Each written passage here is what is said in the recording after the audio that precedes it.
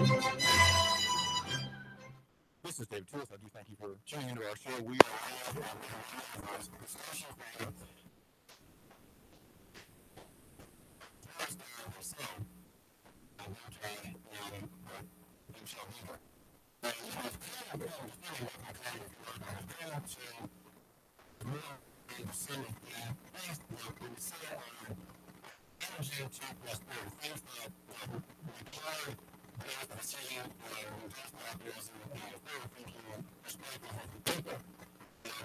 all kinds of state forces that do that. There's regulation, there's taxation, cartels, which says that they decide which return or prevent the business of the education sector. And so there are many years where we're thinking what happens, and we're thinking what happens, but great on Naples, and there's not more prospect. One thing that I think that's an issue to make our economy forever is policing. And policing is something that is directed against black people, against minorities, and against labor for a brief syndicate. It has a continuing negative and corrosive effect. And one thing we're going to start about is the $1 million violence on Saturday. Created a sensation on the internet, at least in the Jayla area. The video of the information made by Jayla Oates, she was named Jayla Johnson, our first person, was a student in the state business administration.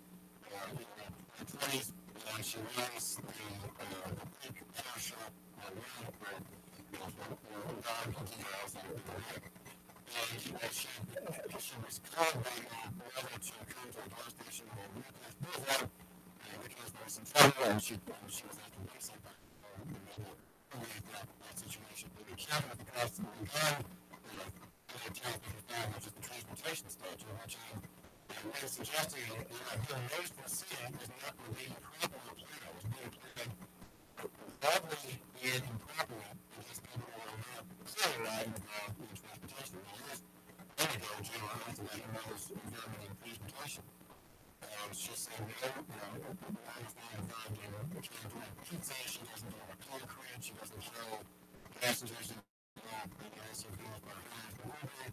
She's not involved in sharing groceries with people, doesn't work with sharing, she delivers meals, campaign, do not deliver car parts to the Venezuela, she doesn't deliver groceries to Hawaii. These are all coercion Latinos. Using the word proposed that over here was called the national organization. She's not doing that. And so the question is, well, how is it proposed to stop? And there's a presumption of cars on the tag. Other cars presumed to be cars because they have tags. And so cops, if there's a tag expired, they will arrest the person. The simplest part is required that they're building a railroad and give you arrest. And major cases into the city. Make it clear that arrest and arrest are for purposes of the fact that they have a arrest. Arrest and not prevent. And so you should know that. At least you should know that. If you want to maintain your rights and defend them, to make sure that they exist only when you defend them. Rights are not self-exercising. They exist only when you defend them personally. Well, I'm sorry, I can't talk to you. I don't answer questions. I will give you nothing that might be against me in court. Where's your warrant? Or have you seen me commit a crime? That's what you under Title 55 of the Transportation Law, everyone's presumed to be in transportation, and so they have a claim upon you through the financial responsibility law, the registration of vehicles,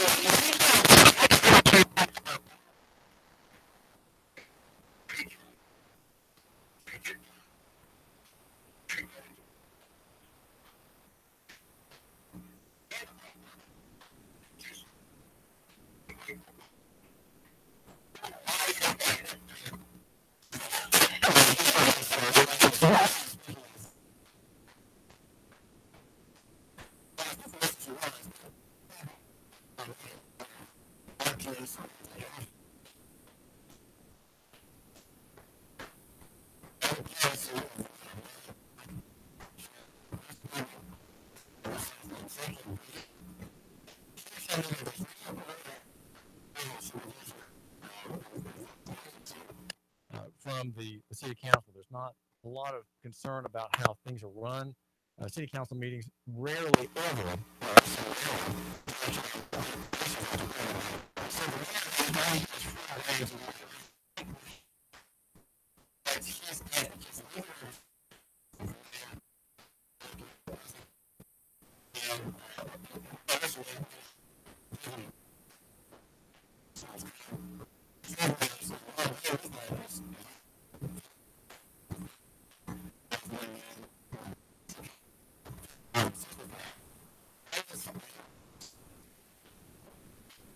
Black people and Hispanic people and the poor most often have evil encounters with the state on the road. That's why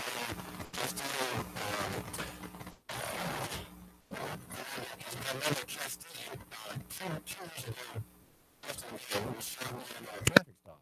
Who's getting his driver's license out of his jacket pocket and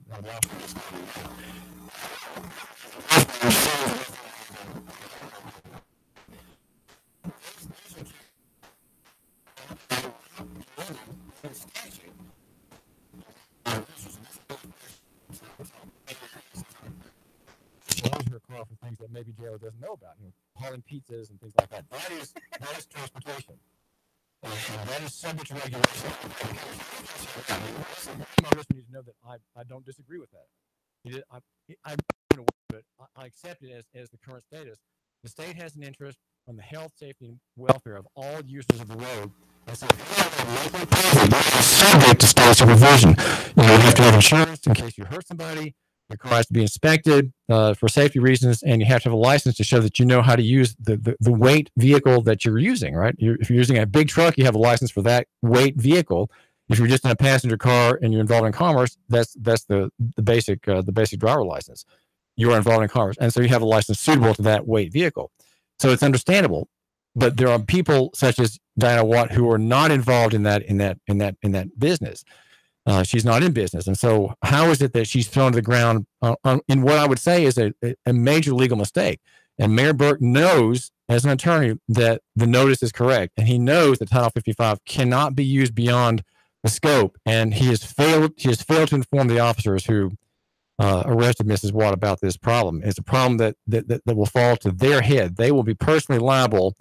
And I suggest that they're acting in personal capacity. This is David Tulis, and caller, thanks for calling. You're live on the air with David Tulis, and my guest is Jayla Oates and her grandmother, Diana Watt. What's on your mind? And so the question is of the mayor's office. The mayor's office does control this, and so there needs to be perhaps. Let me just ask the question, Jayla. You know what community policing is, right? What is that about? Does it make a difference, and can it go further to make police maybe less feared among poor people, Hispanics, and African Americans? I would have to say that any officer or anyone who gets inside of that field shouldn't have any fear, but only towards the ones who are, aggressive towards them, or ones who have like a certain background or murderers or anything in that matter. They should fear those, not the ones who, that have a right to be a U.S. citizen, the ones that doesn't do any wrong. Those are the ones who deserve the most respect. And I should feel that any officer that's in that field shouldn't even have a job like that if they're going to be fearful of anything that they do. And what about people? I've heard reports that in black neighborhoods, in African American neighborhoods, there's generally a lot of distrust of officers, though some people are glad that they're there reining in gang activity. I don't really know what to say towards that one. It's not even about the area you're in, because it's dangerous everywhere you go. It really is. So for them to pick out certain areas to go in and say, this is danger, that is dangerous, that's still not an excuse to have fear. It's your job to do your job. So you agree with the police department theory that their job is to keep the city safe. You don't disagree with that premise? I disagree only to a certain extent. So they do have a job to keep us, quote, safe, as they say, or does safety reside in other quarters and is obtained by other means? If it involves being aggressive with people who are not being aggressive with them, that's not safe. So I would say, like I said, I will agree to some point, then I would disagree. And if they're not doing their job, as they saying that they're here for safety, but if they're not doing what that safety stands for, then I would disagree with that. Well, I think the idea of the agreement you have is that your mother was really rushed, and that the officers, to avoid a scene, and now everybody has a camera, and so these scenes, they even though the cops may issue their own counter video to what you posted, you still have the same problem. If you have someone being dragged to the ground, someone being handcuffed, it's always humiliating. And the cop is always on top. So in a way, it's almost impossible for the cops, even if they have defensive publishing of their videos, to look good. And so I think that the video era, the reporting era, where you report, you might listen, report, and the world decides, that should temper you might say, the military strength of policing. That it should, in a way, humanize and de-escalate the official violence that is inherent in policing. By definition, is state violence. That's what it's all about, state violence. And so when people like you, Jayla, are out there with your cameras, you are contributing to the pacification, the making officers more peaceful. I want to chime in on that when she's done. Go ahead, Diana. Go ahead. I just wanted to say, because I truly feel this way. I really think that a lot of the police officers wouldn't have the attitude that they carry with them on the job if they didn't have that job. In other words, I think when they put that uniform on, it's like a drunk. When you fill them up full of alcohol, beer, whatever it is, they gain courage. I can't help it. I have to say it. It's not just the color, I would say, but it's certainly the armor, the weaponry. They're full of weapons. They're ready for warfare. Right. And we have in Chat, Mayor Burke has 500 soldiers, effectively soldiers of the law, at his disposal. And his job is not peacekeeping. His job is law enforcement. So his job is to find state laws and pinch the people with the state law. That's his job. And these are men who are highly military in their bearing, and so you're right. I think they take on the role of the state. They take on the role of the master. Right. They're kind of invaders. They want you to understand that they're here and they're in charge. And you may be free. You may have been your ancestors may have been free from slavery, and you may think you're free and have a constitution and so on. But we are in fact in charge, even though we swore an oath to uphold the Constitution. Mm-hmm. And I have some of the same training that they have had. So I understand that. And I also want to add to that about officers keeping us safe. Safety is not when you throw someone out of the vehicle. Safety is not when you arrest a mother to arrest her inside of her car. That's not keeping us safe. That's abusive. For a cop to use that much force towards her. Not only that, my question is, why was it a guy handling a woman? Why wasn't it a woman officer that was doing that? That's the same problem we had in the Avery Gray case. The young woman, 14, was dragged from her car by Officer Wright, and lolling about were female officers who could perhaps have done better. But of course, if you have a kind of a gender neutral theory about your sexuality and ethics, men and women are equal. They're not any different. And yet women are different. They do have a wisdom and an insight that men often don't have. And a woman officer in that case, and a woman officer in your mother's case, because there was one very prominently in the video, she would have done it differently. She would have been much more patient. She would have been probably, I would think, much more humane despite her training. I would disagree with that because she was as aggressive as the others. So this is not even just for my mom case. This is for others who are going through the same thing I am going through. It's just that the aggressiveness is not something that's keeping us safe at all. We have half a second. Okay. This may sound a little silly. Okay. We really don't have time. This is David Tulis. Diana Watt, thank you for joining us. Thank you. And Jayla Oates, thank you for joining us here. David Tulis has been talking with family members of Diana Watt, who was arrested on Saturday, and we are hearing about her arrest. She's facing 8 charges. And read up on this. Read my story at Nuganomics.com now. 3, 2, 1. Chattanooga Radio. Digital FM 95.3 HD4. 92.7 FM's news.